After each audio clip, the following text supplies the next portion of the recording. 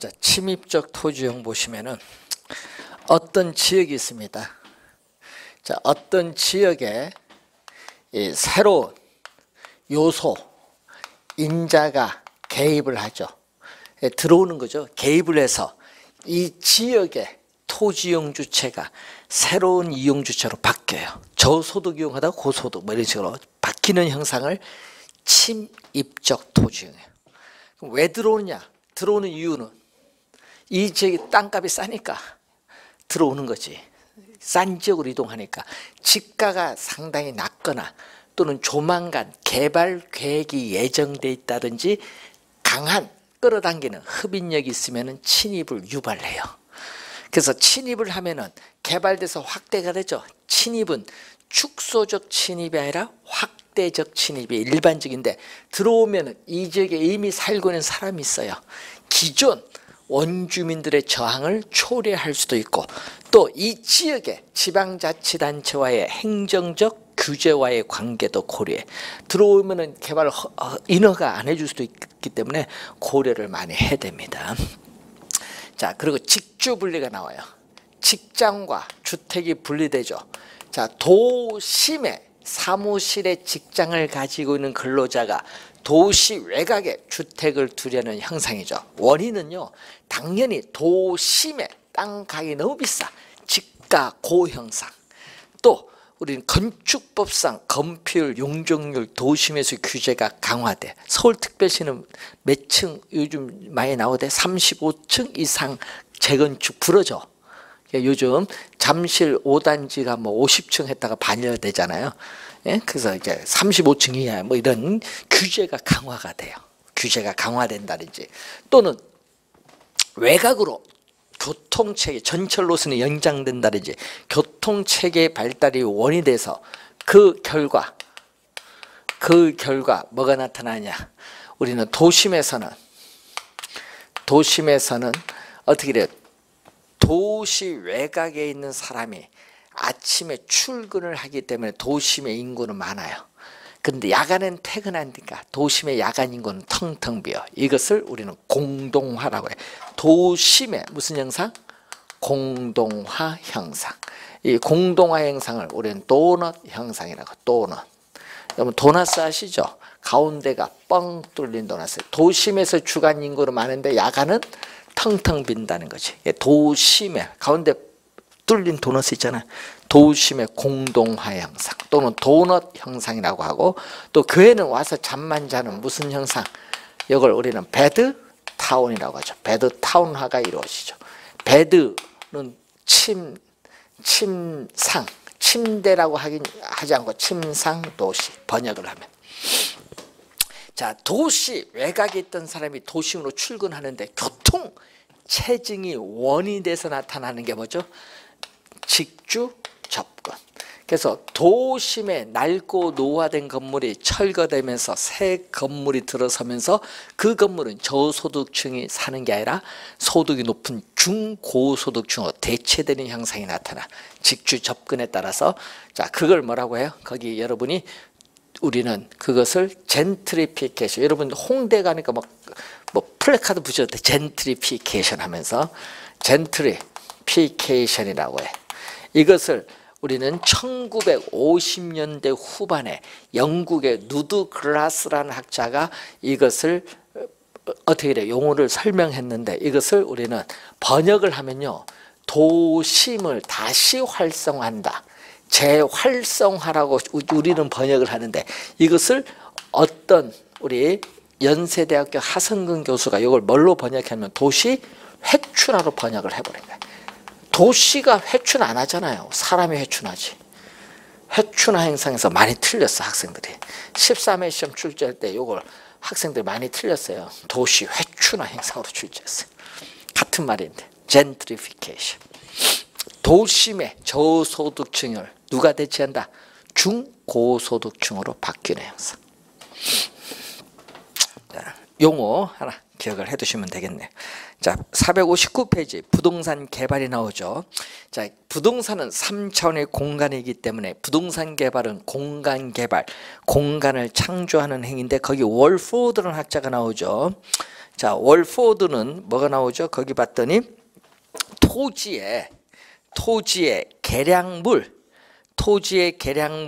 생산하기 위한 토지, 노동, 자본, 기업가적 능력이 경영이죠. 이 기업가적 능력의 결합 과정을 개발이라고 하고 또 이 사회적 수요와 환경 변화에 따른 토지의 최유효 이용을 위한 시장 적응 과정을 부동산 개발이라고 하죠. 자, 부동산 개발의 주체를 보면은 우리가 개발 주체 있죠. 공공 개발 주체는 국가, 지방자치단체, 공사 부문이 있습니다. 우리가 토지주택공사, 뭐 도시, 서울 도시개발공사 뭐 이런 거죠. LH, SH 이런 게 있잖아요. 그리고 민간 개발 주체로서는 토지 소유자 개인이나 조합, 또 주택 건설 사업자 뭐 이런 걸 의미하겠고 또 공공 부문은 인허가를 담당하고 민간 부문은 자금을 조달해서 민관 공동으로 개발하는 제3섹터가 있습니다. 제3섹터. 자, 그렇게 보시면 되겠고요. 자, 여러분 교재에 개발 과정 월포드 얘기가 나오죠. 월포드. 자, 월포드 우리가 개발 과정을 한번 보시면은 순서를 한번 출제를 재작년에 했었죠. 자, 월포드. 자, 월포드에 있어서 월포드의 개발 과정 순서 7단계가 나오죠. 이 순서를 우리는 12회 26회 시험에 출제를 했는데 자, 뭐가 나오죠? 첫 번째 구상 아이디어 단계. 이러면 어떠한 형태의 공간을 개발할 것이냐, 개발된 공간을 어디에 배치할 것인가 나오고, 두 번째가 시험 지문에 요걸 주의하겠죠. 요게 한 3번 최근에 3번 출제인데 25회 시험에도 또 출제를 했었죠. 3년 전에 예비적 타당성 분석 단계. 자, 여러분 개발 사업 아직 안 했거든요. 아직 개발 사업 안 했습니다. 개발 사업을 한다고 예상할 경우에 이 개발 사업으로부터 미래 예상되는 현금 수입, 미래 예상되는 현금 지출을 고려해서 이 계략적으로 우리는 계산을 해서 사전에 수익이 있나 없나 미리 수익성을 검토해보는 단계. 시험에 꼭 이 지문이 꼭 떠요. 계략적. 자, 세 번째는 이제 수익성이 있으면 개발해야 되니까 적정한 부지를 모색 확보하는 부지 구입 단계. 네 번째는 뭐죠? 우리는 타당성 분석 단계. 또 이 네 번째가 또 시험에 또 3번 출제했었죠. 타당성 분석 단계. 자, 여러분이 토지의 지질 지세를 파악을 해서 설계 시공할 수 있느냐, 물리적 또는 기술적 측면의 타당성 분석, 토지 이용 규제로 있나 없나 법률적 타당성 분석, 또 수입 비용 비교하는 경제적 타당성 분석. 그 3가지 중에서도 뭐를 중요시 여긴다? 경제적 우리는 타당성 분석을 중요시 합니다. 이 물리적으로 타당성이 있고 법률적으로 타당성이 있다 하더라도 경제적으로 수입보다 비용이 많이 들면 개발하기 어려워요. 경제적 타당성 분석이 그래서 중요하고, 자, 시험 문제 많이 나오는 질문이 요거거든요. 타당성 분석의 결과 개발 사업이 타당성이 있다 할지라도 개발업자에 따라서는 그 개발 사업에 대한 요구 수익률이 달라질 수 있기 때문에 어떻게 돼? 채택될 수도 있고 채택되지 않을 수도 있다. 이 질문을 많이 내요. 그렇기 때문에 개발 사업의 타당성 있다 없다 말하기가 곤란하다. 5번째는 자금을 동원하는 금융 단계. 6번째는 택지를 조성하는 건설 단계. 물리적 공간을 창조하는 단계로서 7번째는 마케팅 단계가 나오죠. 21회 시험에 또 출제했죠. 마케팅 단계는 우리 개발 사업이 성공했느냐 실패했느냐 여부는 개발 사업의 시장성 여부에 달려있는데, 이 시장성을 우리 뭐라고 하죠? 이 매매, 임대될 가능성, 매매, 매매 또는 임대될 가능성을 말하죠. 이 여부에 달려 있어요. 그래서 개발 사업 초기 단계에서부터 임대 활동이 이루어지는 것이 바람직하죠. 왜냐? 우리는 공실률을 줄이고 점유율을 높여서 안정적인 임대료 수익을 확보하기 위해서 그렇습니다. 자, 시험 문제는 요 세 가지를 많이 내요. 2, 4, 7 지문에 많이 우리가 출제가 되는 단계입니다. 자, 그리고 이제 부동산에 있어서의 여러분이 이 62페이지의 위험 밑에서 7번째. 자, 또 월포드는 부동산 또 개발의 위험이 있죠. 자, 부동산 개발은 미래의 불확실성으로 인해서 위험이란 요소가 항상 내포되어 있어요. 이 개발의 위험을 우리는 크게 세 가지. 또 작년에 또 법률적 위험에서 또 출제했었죠. 법률적 위험, 시장 위험, 이 비용 위험이 있어요. 자, 이 법률적 위험은 법률적 측면에서 위험은 크게 또 두 가지. 공법적 측면과 사법적 측면에서 볼 수 있죠. 자, 공법적 측면은 대표적으로 뭐죠? 토지 이용 규제죠. 토지 이용 규제. 대표적으로 우리 토지 이용 규제입니다. 이 토지 이용 규제의 대표적 수단이 바로 뭐죠? 지역 지구지. 자, 그리고 여기는 소유권 관계라든지 개발 사업에 대한 주민의 민원을 의미하죠. 자, 작년에 출제된 지문이 있죠. 뭐죠? 우리는 법률적 위험 부담을 최소화시켜주기 위해서는 사전에 이미 개발 계획이 확정된 토지를 매입하는 것이 좋다. 이걸 작년에 또 출제했어. 23회 출제했고 27회 시험에 출제했습니다. 자, 시장 위험은 또 22회 시험에 나왔죠. 시장의 불확실성이 개발업자에게 주는 부담을 얘기합니다. 자, 완공률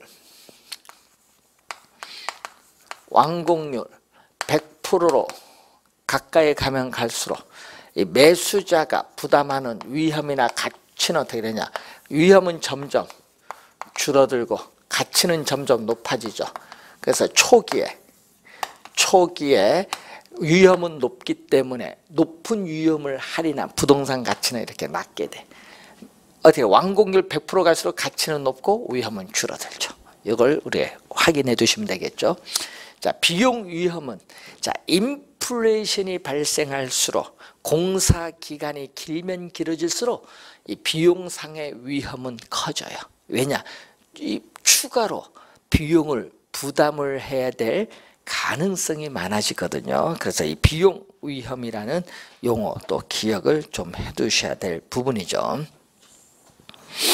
자, 그러면 여러분 주의를 좀 해야 될 부분이 있죠. 이 464페이지 박스에 보면 흡수 분석이 나오죠. 자, 흡수율, 흡수 시간 등을 분석해서 부동산에 대한 수요와 공급을 구체적으로 분석하는 게 흡수 분석인데, 자, 흡수율이라는 게 나오죠. 흡수율. 자, 여러분 과거 1년 동안에 시장에 공급된 부동산이 얼마만큼의 비율로 흡수되었는가 분석을 하는데, 이때 시장에 공급된 부동산이 단위 시간 동안 우리가 시장에서 흡수된 비율을 흡수율이죠. 흡수율이 있고 흡수 시간이 있죠. 시장에 공급된 부동산이 100% 분양 임대하는 데 걸리는 시간. 흡수율은 높을수록 흡수 시간은 작을수록 시장 위험은 점점 줄어들고, 흡수율 분석의 목적, 요거 시험에 많이 나오죠. 과거에 우리가 추세를 단순히 파악하는 게 아닙니다. 과거의 추세 및 현재의 추세를 정확하게 파악을 하여 미래의 흡수율을 예측을 하는 데 목적이 있어요. 시험에는 미래의 흡수율, 이게 중요한 포인트입니다. 미래의 흡수율 파악 밑줄.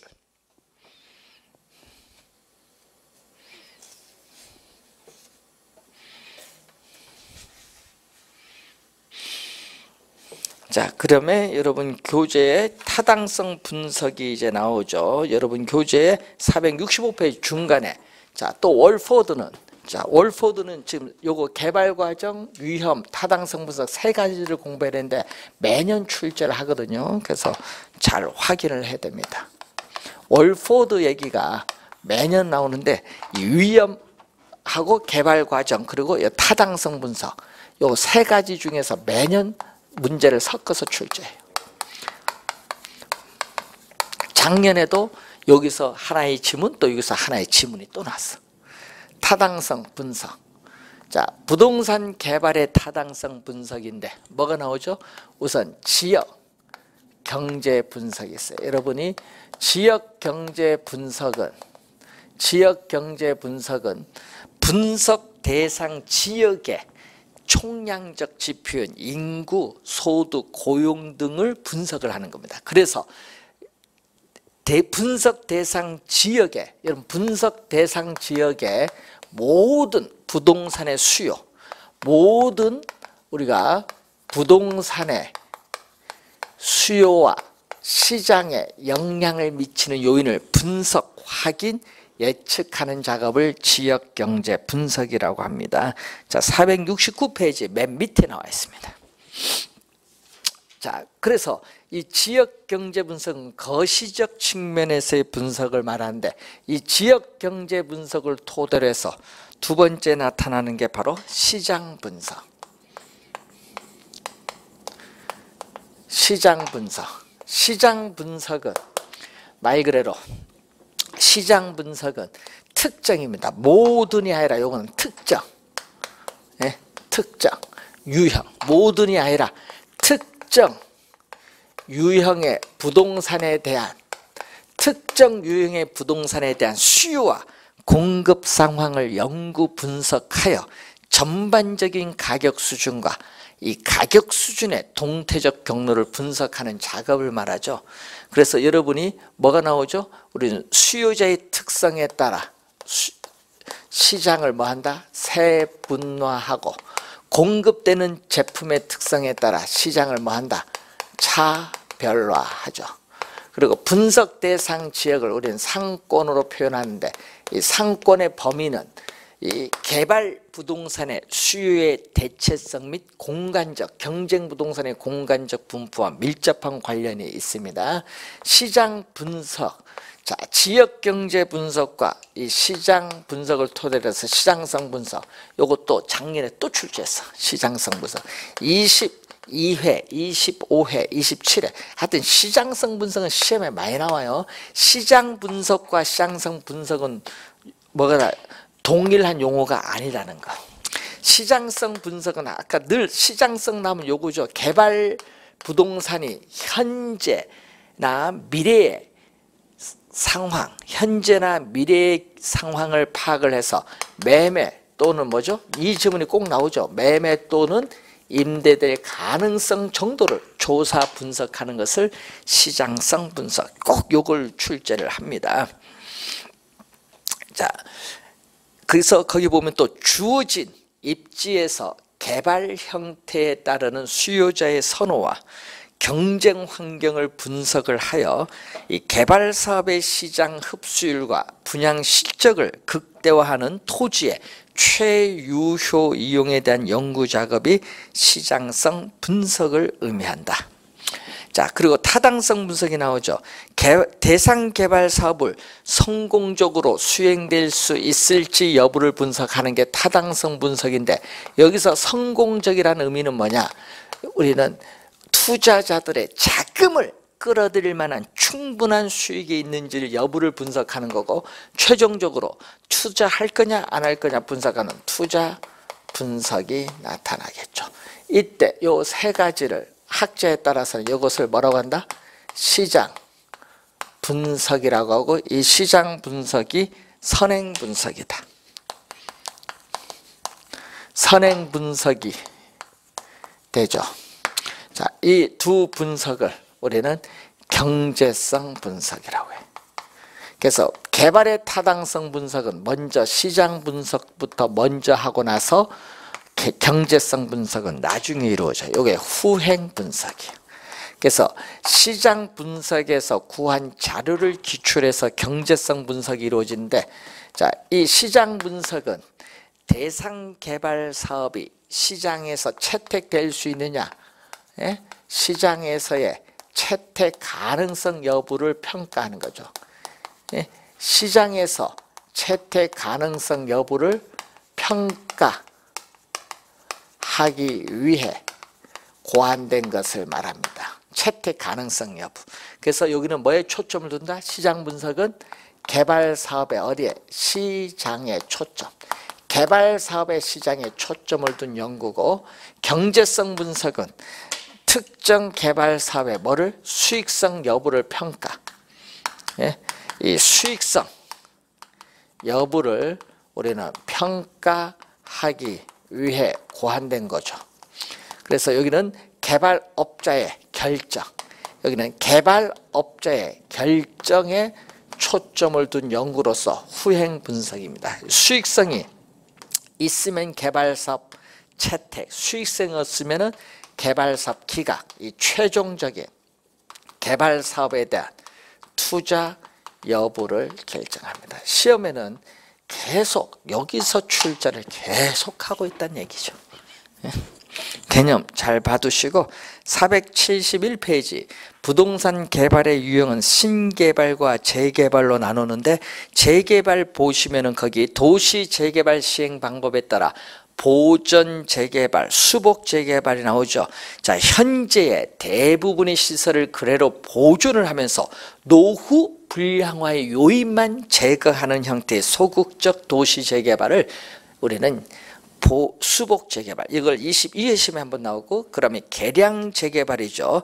기존 우리가 물리 환경에서의 질적 수준을 높여서 도시 기능을 높이고자 하는 형태의 개발이 개량 재개발. 선진국은요, 선진국은 수복 개량 재개발을 중시합니다. 선진국은.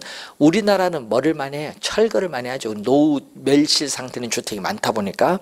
그래서 적당한 기존의 환경을 완전히 없애버려, 제거해서 새로운 우리가 시설물로 대체시키는 그러한 재개발이 철거 재개발, 우리나라에서 많이 행하는 방식이죠. 그래서 철거 재개발이 가장 적극적인 재개발입니다. 자, 도시 및 주거환경 정비법에 의한 정비사업 6가지가 있거든요. 뭐가 있어요? 주거환경 개선사업, 그리고 주택 재개발 사업, 주택 재건축 사업, 도시환경 정비 사업, 주거환경 관리 사업, 가로주택 정비 사업. 작년 시험에 거기 주거환경 관리 사업 개념을 출제했습니다. 작년 시험에. 자, 거기 주거환경 개선 사업 보세요. 도시의 저소득 주민이 집단으로 거주하는 지역인데, 자, 정비 기반 시설이 극히 열악, 거기 밑줄, 극히 열악, 색깔이 좀 있죠. 극히 열악 하고 노후 불량 건축물이 과도하게 또 밑줄, 극히 열악 과도하게 나오면은 주거 환경 개선 사업이야. 근데 극히가 빠져, 또 과도하게 빠지면 주택 재개발 사업이에요. 근데 주택 재건축은 열악이 아니라 뭐죠? 양호로 바뀌어. 정비 기반 시설 양호, 열악이 아니라. 그리고 도시 환경 정비 사업 22회 출제했죠. 상업지역, 공업지역 등으로서 토지의 효율적 이용과 도심 또는 부도심 등 도시 기능 회복이 필요한 지역에서 도시 환경을 개선하기 위해서 시행하는 사업을 도시환경 정비사업. 자, 주거환경관리사업 작년에 출제했었죠. 단독주택 및 다세대주택 등이 밀집한 지역에서 정비 기반 시설과 공동 이용 시설의 확충을 통해서 주거환경을 보전, 개량, 정비하기 위해서 시행하는 사업을 말합니다. 자, 가로주택 정비사업 노후 불량 건축물이 밀집한 가로구역에서 종전의 가로를, 고객이 통행하는 장소죠. 이 종전의 가로를 유지하면서 소규모로 우리는 주거 환경을 개선하기 위해서 시행하는 사업을 가로주택 정비사업. 요 6가지 개념, 요게 시험에 가끔 자주 나오고 있습니다. 자, 부동산 개발 방식에 있어서의 유형이 나오죠. 자, 부동산 개발 방식의 유형을 보면은 토지의 취득 방식에 따라 우선 단순 개발 방식이 있죠. 토지 소유자에 의한 자력 개발이로서 소유권의 변동이 없기 때문에 권리는 불변. 대표적으로 토지 형질 변경 사업입니다. 자, 환지 방식은 26회 시험, 21회 시험에 출제를 했었죠. 자, 환지 방식은 효율성이 낮은 토지를 효율성 높은 택지로 개발해서 환지 평가를 통해서 원토지 소유자에게 어떻게 원래의 면적보다 적게 재분배합니다. 재분배 동그라미. 시험에는요, 이걸 매각으로 21회 시험에 한 번 또 출제를 했습니다. 재분배입니다. 재분배. 그래서 택지가 개발되기 전 토지의 위치, 지목, 면적, 등급, 이용도 및 기타 사항을 고려해서 택지가 개발된 후에 개발된 택지를 환지 평가를 통해서 원토지 소유자에게 재분배합니다. 자, 매수 또 수용 방식이라고 하죠. 매수. 개발 대상 지역의 토지를 전면 매수를 해서 개발하는 방식인데, 환지 방식은 원래 면적보다 적게 환지되니까 권리가 축소되고, 이건 수용을 하기 때문에 토지 소유자의 권리는 완전히 어떻게 돼요? 없어지죠. 권리 소멸이 돼요. 그래서 토지 소유자에 대한 사적 침해가 가장 큰 것은 매수 방식입니다. 자, 여러분 여수에 그 만원 버스 불난 거 봤죠? 할아버지 신어해서 뉴스 안 보셨어요? 그거 토지 수용 보상에 불만이 있어서 한 거예요. 예, 뉴스 나오대. 그만큼 토지 소유자는 사적 권리 침해가 가장 커요. 자, 그리고 혼합 방식은 환지 방식과 매수 혼합 방식을 혼합을 합니다. 혼용 방식이죠. 예, 그래서 환지 방식과 매수 방식을 우리는 혼합하여 개발하는 방식인데, 이 세 가지가 가끔, 좀 작년에는 또 매수 방식 출제했죠. 24회, 27회는 요거 출제했죠. 그래서 요 세 가지가 뭐 돌면서 가끔 이제 지문에 또 출제를 하는 방법이 되겠습니다.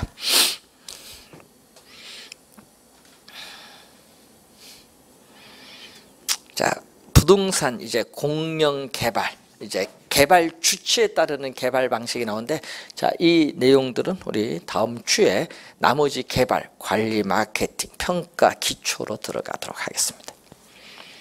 자, 오늘은 여기까지 강의를 진행하도록 하겠습니다. 자, 수고 많습니다.